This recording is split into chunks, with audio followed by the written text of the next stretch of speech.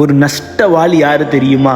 நாயகம் ஸல்லல்லாஹு அலைஹி வஸல்லம் அவர்கள் சஹாபாக்கள் இடத்துல கேட்டாங்க, உங்களுக்கு நஷ்டவாளியை பற்றி தெரியுமா என்று கேட்கும் பொழுது சஹாபாக்கள்லாம் சொன்னாங்க, யா ரசூலல்லாஹ், யாரிடத்தில் பொருளும் யாரிடத்தில் செல்வமும் இல்லையோ அவர்தான் நஷ்டவாளி என்று சொன்ன பொழுது, இல்லை, இவர் இல்லை நஷ்டவாளி, அவர் நாளை மறுமை நாளிலே வருவார், அவரிடத்தில் தொழுகை இருக்கும், அவரிடத்தில் நோன்பிற்குண்டான நன்மைகள் இருக்கும், ஜக்காத்திற்குண்டான நன்மைகள் இருக்கும், நல்ல சாலிஹான நிறைய நன்மைகளை செய்திருப்பார், நல்ல அமல்களை செய்திருப்பார்.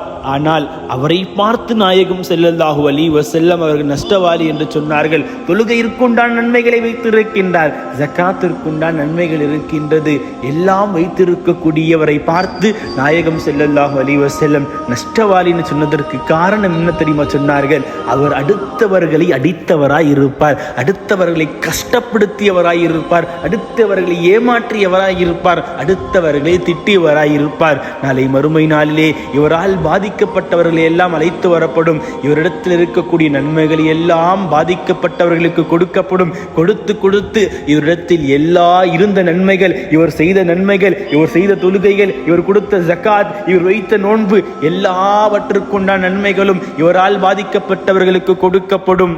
அடுத்து இவரிடத்தில் ஒரு நன்மையும் இல்லாமல் இருப்பார். அல்லாஹ் சொல்வான், இன்னும் மீதம் இருப்பார்கள், இன்னும் இவரால் பாதிக்கப்பட்டவர்கள் இருப்பார்கள். என்ன செய்வான் என்று தெரியுமா? அல்லாஹ் அந்த பாதிக்கப்பட்டவர்களுக்கு இருக்கும் கூடிய பாவங்களை எல்லாம் எடுத்து இவர் மீது போடப்படும். போட்டு இவரை நரகத்திற்கு அல்லாஹ் இழுத்து செல்ல சொல்வான். இவர் வரும் பொழுது எப்படி வந்தார்? தொழுகையும் நோன்பும் செய்து நல்லமல்களோடு சொர்க்கத்திற்கு செல்லும் அளவிற்கு நன்மைகளை கொண்டு வந்த இவர் இன்று நரகத்திற்கு அழைத்து செல்லப்படுகின்றார். இப்பொழுது நரகத்திற்கு அழைத்து செல்லப்படுகின்றார். என்ன காரணம்? ஒரே ஒரு விஷயம், அடுத்தவர்களை கஷ்டப்படுத்தியிருந்தார், இவரால் அடுத்தவர்கள் பாதிக்கப்பட்டிருந்தார்கள். நீங்கள் இந்த உலகத்தில் எவ்வளவு நன்மைகள் செய்தாலும் உங்களால் யாரும் கஷ்டப்பட்டிருக்க கூடாது, யாரும் உங்களால் பாதிக்கப்பட்டிருக்க கூடாது.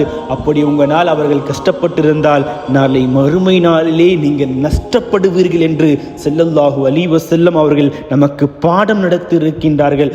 மனதில் நினைவு வைத்துக் கொண்டு உங்கள் வாழ்க்கையை நடத்துங்கள். நம்மால் யாரும் கஷ்டப்படாத அளவிற்கு நம்முடைய வாழ்க்கையை அல்லாஹ் மேம்படுத்த வேண்டும்.